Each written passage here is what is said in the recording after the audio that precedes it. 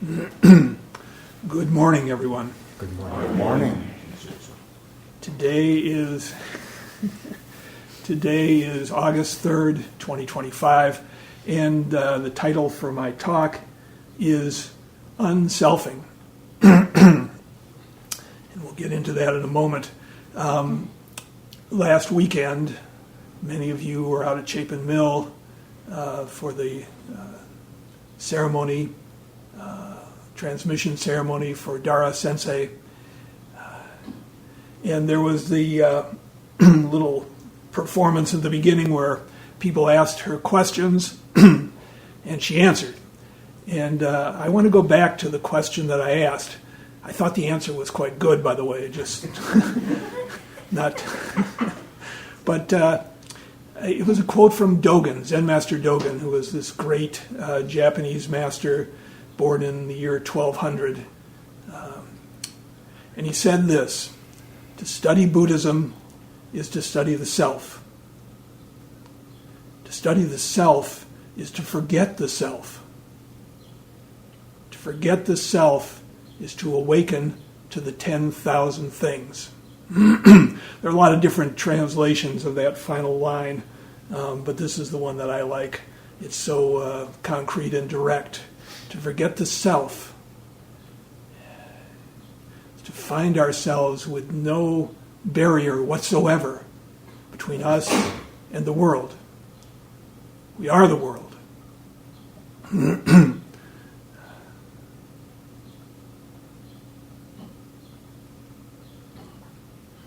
study Buddhism is to study the self. A lot of people work on the question, who am I?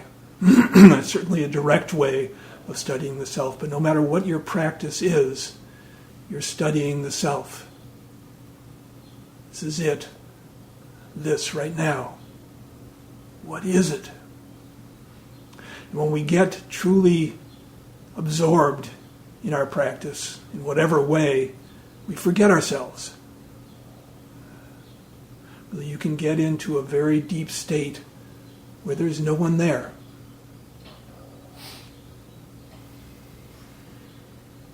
And at that point, things really light up. Can come to awakening.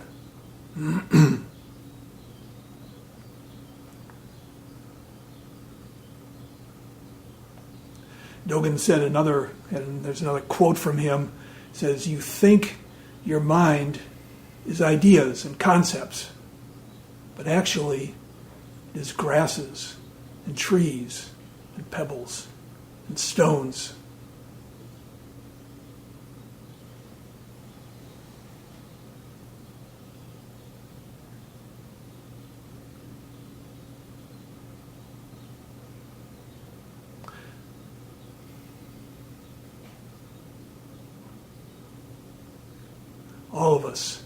All of us are afflicted with the inadequacy of the small self, of this me. When we look critically at ourselves, we find that we're selfish.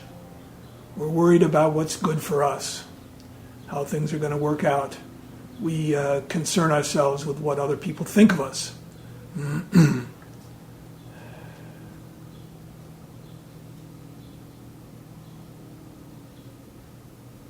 Some people, it's debilitating. It's the feeling of inadequacy.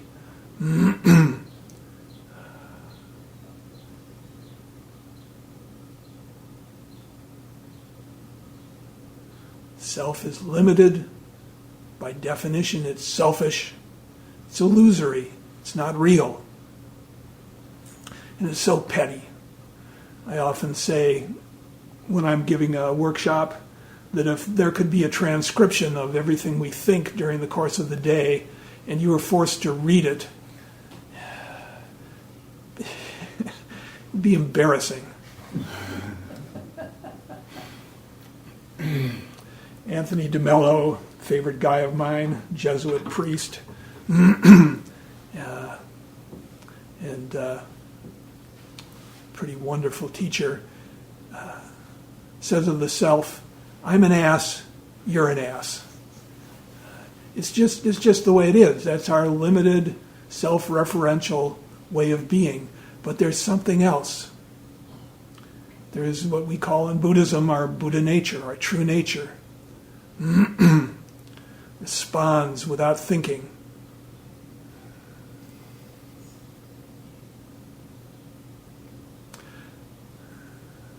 Well, I got onto this topic reading from a blog by a woman named Maria Popova. It's a pretty interesting woman.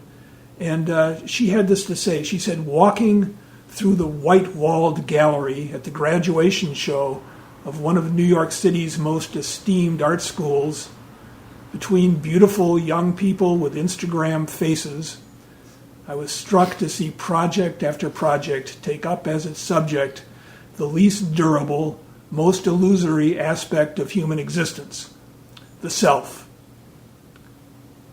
Where was the Iris Murdoch in these dawning artists' lives to remind them that art, at its best, is an occasion for unselfing?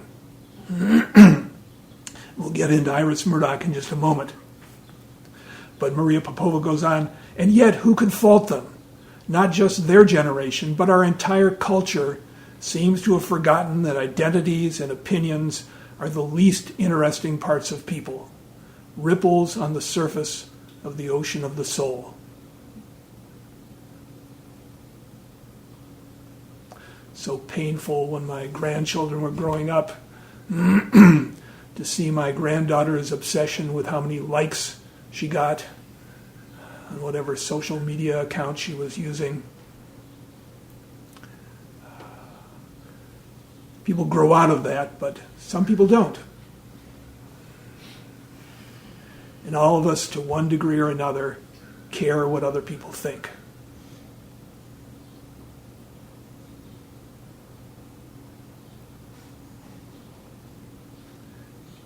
It's not that that's wrong to think about yourself or be aware of yourself or know what other people think about you.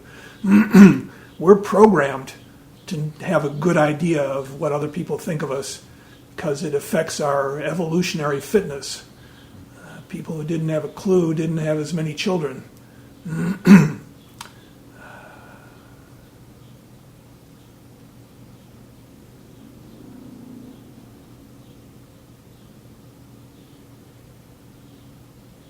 But that preoccupation screens off so much more that's out there.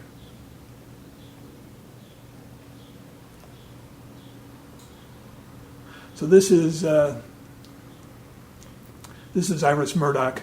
She said, "I'm looking out of my window in an anxious and resentful state of mind, oblivious of my surroundings, brooding perhaps on some damage done to my prestige. Then suddenly I observe a hovering kestrel. Kestrel is a small falcon, pretty amazing bird. In a moment, everything is altered.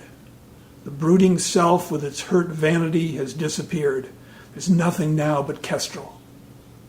And when I return to thinking of the other matter, it seems less important. And of course, this is something which we may also do deliberately. Give attention to nature in order to clear our minds of selfish care."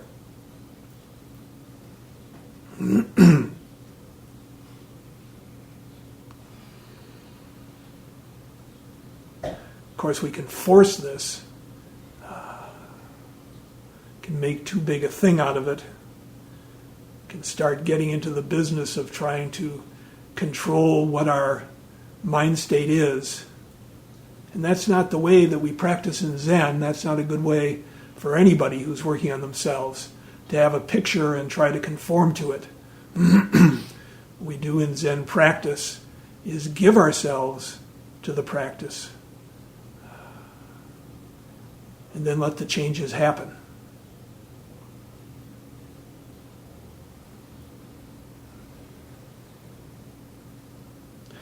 Iris Murdoch says, "A self-directed enjoyment of nature seems to me to be something forced.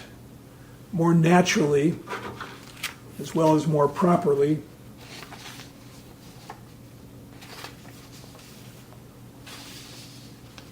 We take a self-forgetful pleasure in the sheer alien, pointless, independent existence of animals, birds, stones, and trees.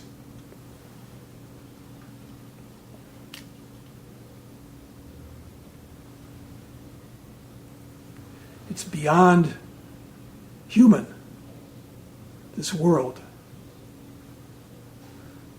of things, this world of creatures.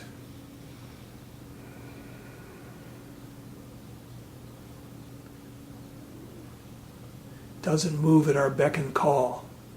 It's deeper.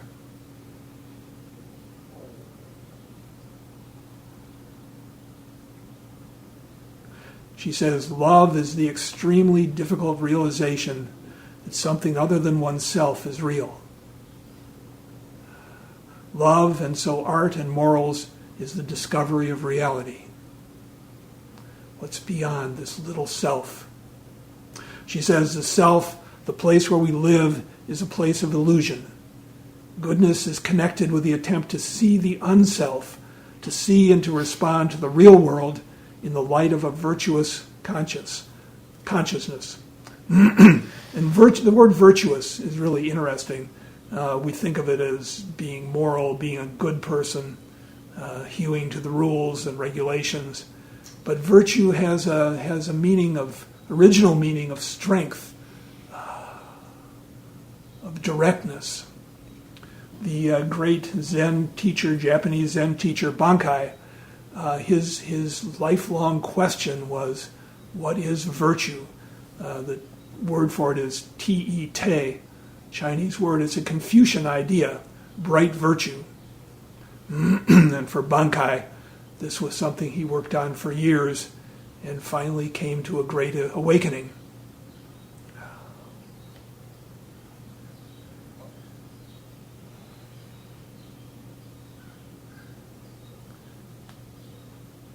To respond to the real world in the light of a virtuous consciousness. This is the non-metaphysical meaning of the idea of transcendence, to which philosophers have so constantly resorted in their explanations of goodness. Good is a transcendent reality means that virtue is the attempt to pierce the veil of selfish consciousness and join the world as it really is.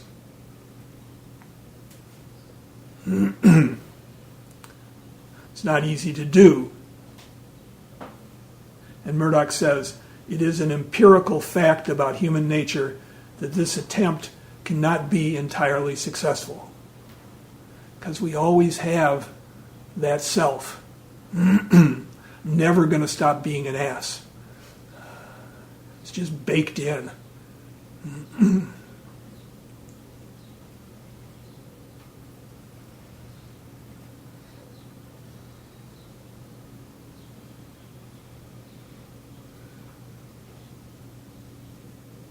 There is this world, this immediate reality. It's in front of us all the time. Just so beyond our petty concerns, our limitations. Everybody has access to this. We're all full of light. Zen practice is one way of accessing that, of finding that, making that a real part of our lives.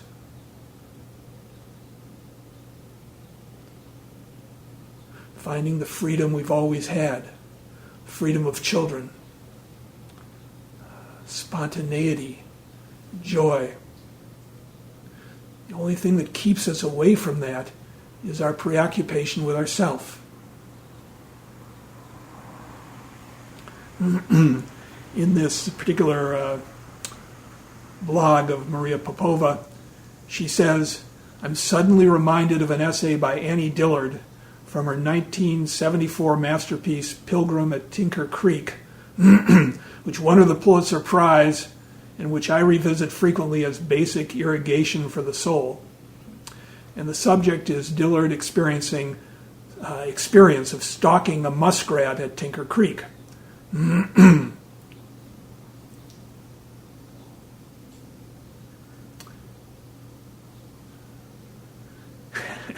And Popova writes, in an epoch, because 1974 is an epoch before this one, it's 50 years ago and the world was wildly different, then it was imaginable that any fragment of the self could instantly face a worldwide mirror of millions, and that any experience could be photographed and instantly become not only a commemoration of itself, but a commodification of an inner world traded for likes.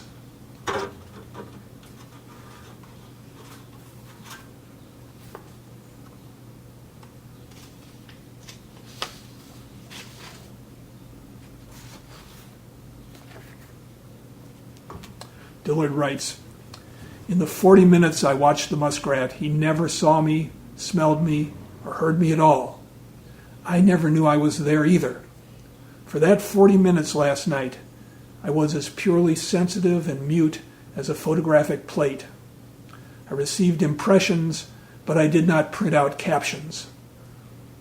My own self-awareness had disappeared. It seemed now almost as though, had I been wired with electrodes, my EEG would have been flat. Of course, it would not have been flat. She would have been dead. I have done this sort of thing so often that I have lost self-consciousness about moving slowly and halting suddenly.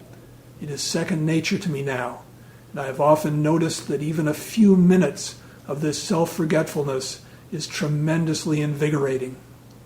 I wonder if we do not waste most of our energy just spending every waking minute saying hello to ourselves.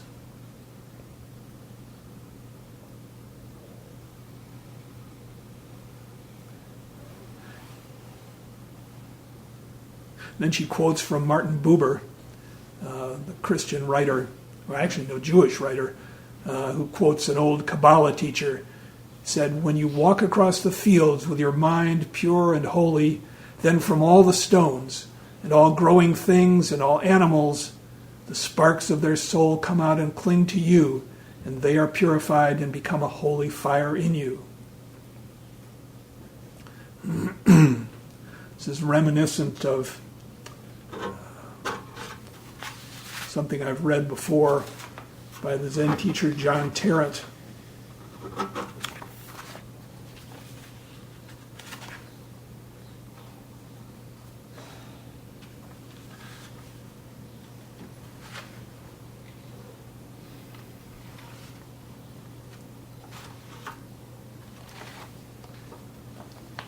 He said, there's a gate in the mind, and stepping through is like leaving the palace that has come to feel like a prison. On the other side of that gate, silence fills all the spaces. Nothing is happening but what's happening. There's no urgency. Nothing more is needed than what's here. In that silence and plainness, things step forward and shine by themselves. Though I enjoy seeing this, I don't make it happen. It's not something that can be controlled. Help is unexpected.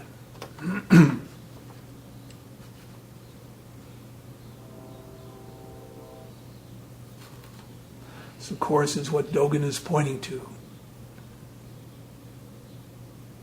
awaken to the 10,000 things.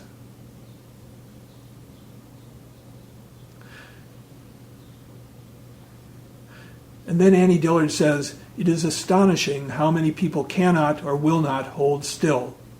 I could not or would not hold still for 30 minutes inside, but at the creek I slow down, center down, and empty.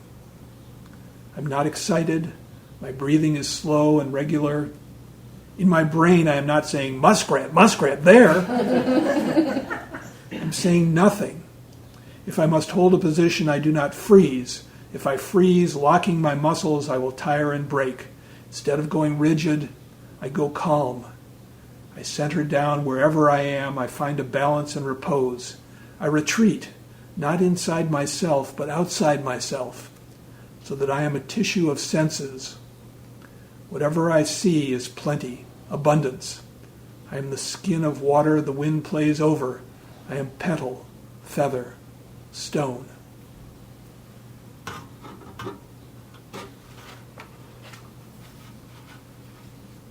It's interesting that she says, I would not hold still for 30 minutes inside.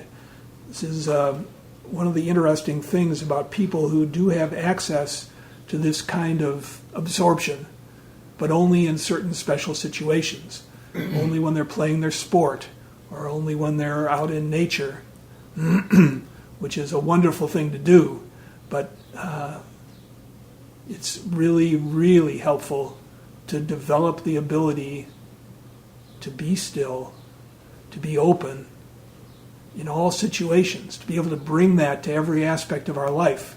That's really the aim of Zen practice. It's not easy to sit still for half an hour, but it's what we do again and again. Of course, it's one thing to aim at sitting still, and it's another thing to do it. And it's hard to force it. It doesn't work too well to force it. We really need to have an interest in what's in front of us. That's why the breath practice is such a wonderful practice, because if you spend some time without any giving yourself a grade or worrying about how you're doing, just gently returning every time you drift away, returning again and again to the breath, it becomes amazing. It's wonderful. It's the rhythm of our life, whether we recognize that or not. In our Zen practice, we allow the breath to be however it is. Sometimes it's rough, sometimes it's tense. But if we're gentle with it and we just patiently come back, we relax into it.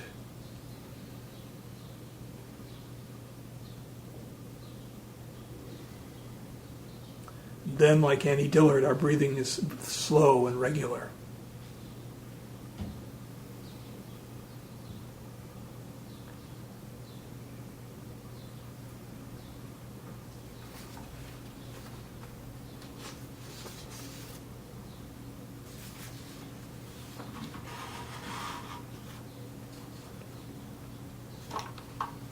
There's a phenomenon that I think began in Japan called forest bathing.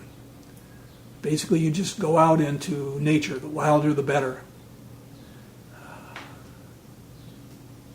If you've done this, you've probably noticed how wonderful it is, how much drops away.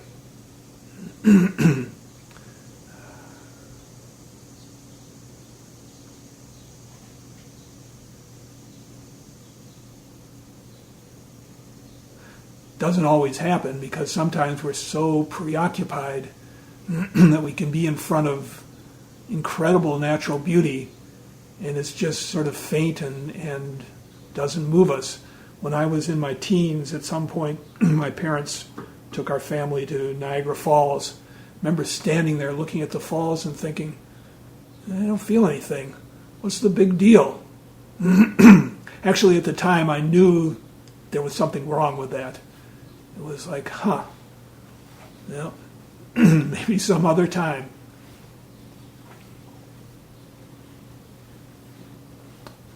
I was with my son in the Adirondacks. We were hiking together, and I remarked on how much I enjoyed just walking through the woods without any thoughts. And he was puzzled by that. He says, I'm never not thinking.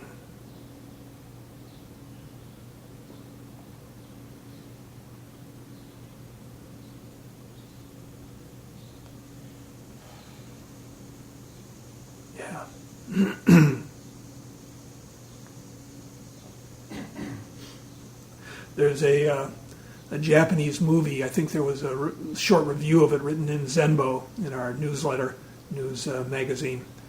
The movie was called Perfect Days, and it's about a Japanese man who works for the, evidently for whatever company cleans the public toilets. His life is incredibly simple. Just watch the rhythm of his life. It's a very quiet, meditative movie. every day when he walks out of his apartment, looks up at the trees overhead. And of course the camera pans up and we watch them too. That rhythm of the branches swaying in the wind.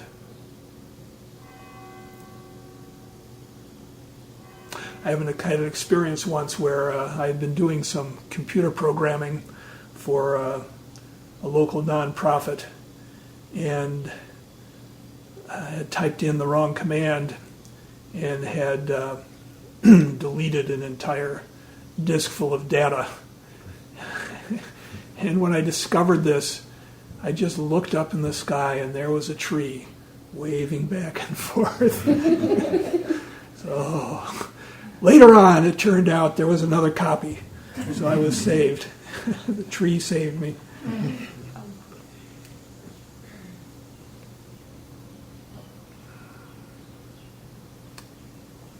It's kind of a comforting thing to realize that no matter what we end up doing in our lives, if we just give ourselves to it wholeheartedly, it'll be wonderful. We could be waiting tables, we could be cleaning toilets, we could be painting houses.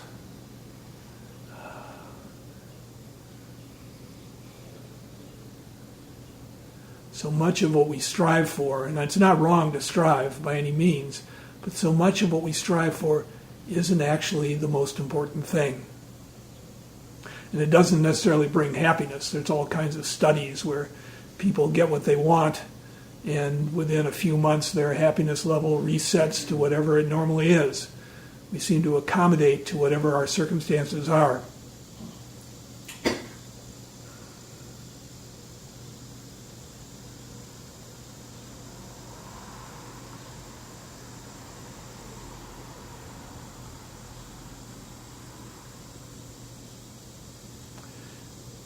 So much of practice is just finding our way into wonder, into enjoyment. It's easy to get sidetracked, especially early in practice, but for many people late in practice, by ideas of perfection and how well I'm doing, and make that the center of your focus, which obviously is not what we're trying to do. Helps so much if you can just appreciate and open up to whatever's in front of you.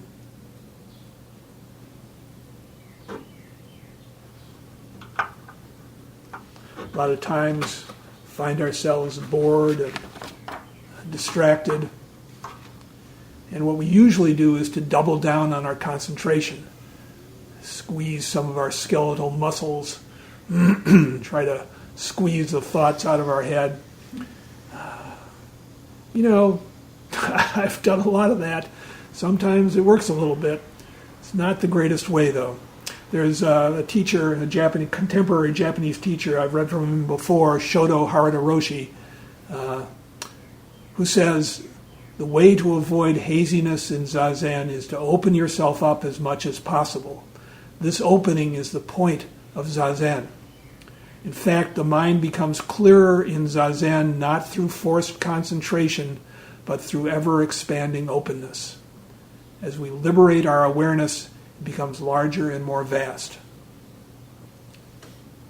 To achieve this openness, you need to relax completely. When you feel sleepiness or mental distraction coming on, or when you find yourself getting fuzzy in your focus, don't try to focus harder. Just rest your eyes on the point in front of you in a way that you're clearly aware of it without forcing your concentration upon it. True one-pointed attention does not involve concentrating on one thing and shutting everything else out, but rather opening your awareness so that everything is seen clearly.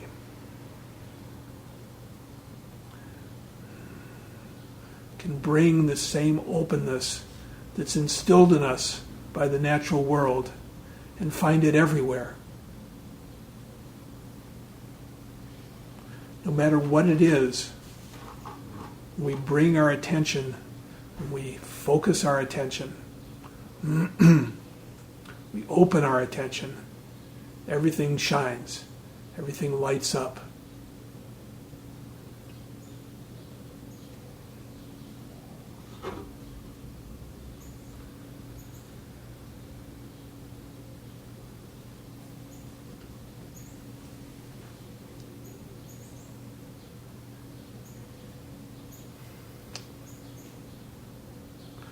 bring in one more guy. The German writer Hermann Hesse wrote Siddhartha,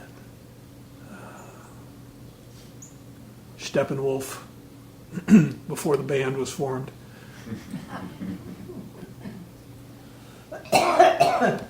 He says, wonder is where it starts, and through wonder is also where it ends. This is no futile path, whether admiring a patch of moss, a crystal, a flower, or a golden beetle, sky full of clouds, a sea with the serene, vast sigh of its swells.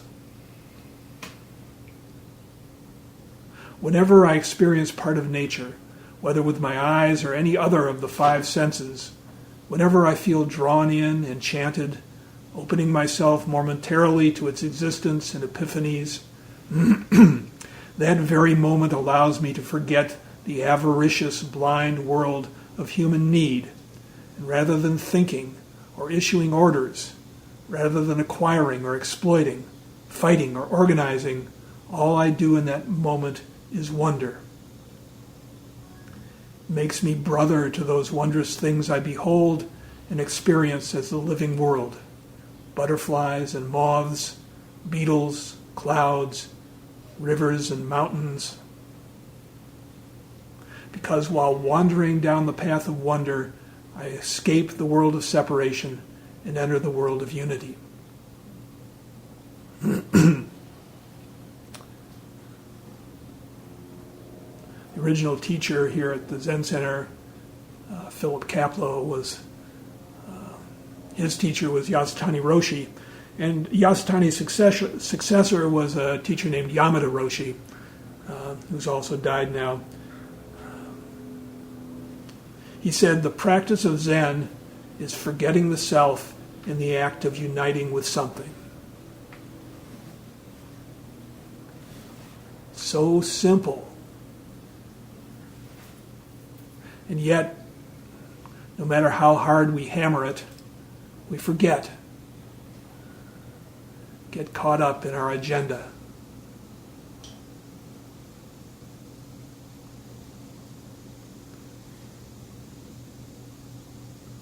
We forget the self by waking up to what's right here, by looking directly.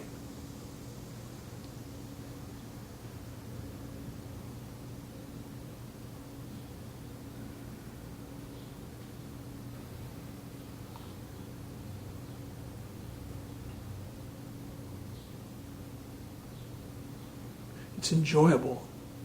It's gentle.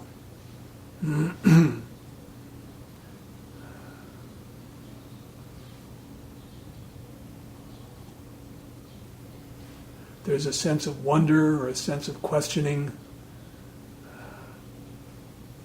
a sense of yearning to be reunited with our own true home. That fuels our practice. It can be steady, like a small stream moving around obstacles. Get stuck, let go, open up, get stuck, let go, open up. Tolerant of ourselves, tolerant of others. Understanding that we're all here in the same situation.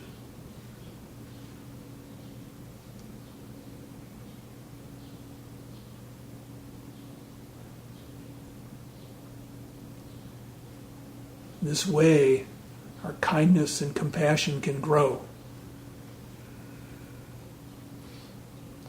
There's no need to be the star. No need to worry about how we compare to other people. It's always a good sign when you find yourself able to rejoice wholeheartedly in the success of others. It's a little wake-up call if you find yourself envious or thinking, how come I'm not like that?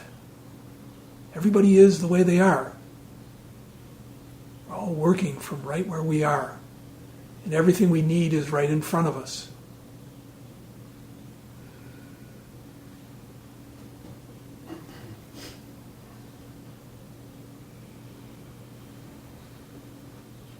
Okay, our time is up. Stop now and we'll recite the 4 vows.